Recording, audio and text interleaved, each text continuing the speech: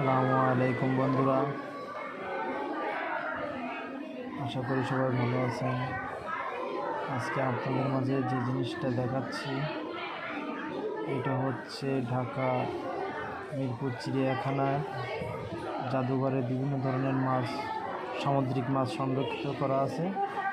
সেগুলো দেখেন আপনারা, কত সুন্দর সুন্দর মাছ জাদুঘরে রাখা। বহুত প্রকারের মাছ যেগুলো আমরা কখনো চোখেই দেখিনি। রূপচাঁদা মাছ, এখানে দেখেন রূপচাঁদা মাছ দেখাচ্ছে, সংরক্ষণ করা আছে। সামুদ্রিক চিংড়ি এটা দেখা যাচ্ছে, এটা দেখাচ্ছে পুকুর জিভি। দেখেন কত সুন্দর সুন্দর মাছ, সুরমাই মাছ, বিভিন্ন ধরনের মাছ এখানে রাখা আছে। দেখেন কত সুন্দর। তৈরি করো, কিন্তু এখানে কিন্তু হাত দেওয়া যাবে না, আপনি শুধুমাত্র ফোন দিয়ে আপনার ফোনে ভিডিও করে দর্শককে দেখাতে পারবেন। আর আমিও সেটাই বলছি, আপনাদের মাঝে এই জিনিসটা তুলে ধরছি। আপনারা দেখেন কত সুন্দর, বিভিন্ন প্রকারের মাছ আছে এখানে।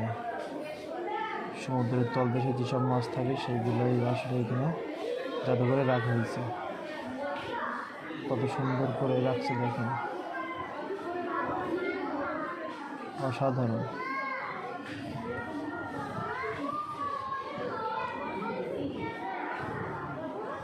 আসলে সবগুলো কিন্তু কেমিক্যাল দিয়ে রাখা অবশ্য নেই, এত কিন্তু মাছ এগুলো ভালো থাকার কথা না, যেহেতু বহুত দিন ধরে কিন্তু রাখা।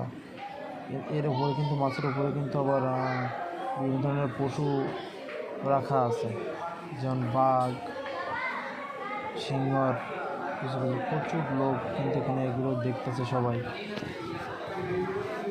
সবাই কিন্তু তাদের ফোনে ভিডিও ধারণ করতেছে, দেখতেছে। আমিও তাদের মধ্যে একজন যে ভিডিও করে আপনাদের মাঝে তুলে ধরছি। ঢাকা মিরপুরে জাতীয় যে চিড়িয়াখানা আছে, অবশ্যই আসলে আপনারা দেখতে পাবেন। আর যারা ঢাকায় যাবেন অবশ্যই এই মিরপুর চিড়িয়াখানায় অবশ্যই ঘুরে আসবেন এবং এগুলো দেখে আসবেন। আশা করি এগুলো আপনাদের ভালো লাগবে অনেক। আর যাদের ভালো লাগবে তারা আমার এই চ্যানেলটা সাবস্ক্রাইব করবেন, সবাই সাপোর্ট করবেন ইনশাল্লাহ। তা সবাই ভালো থাকবেন।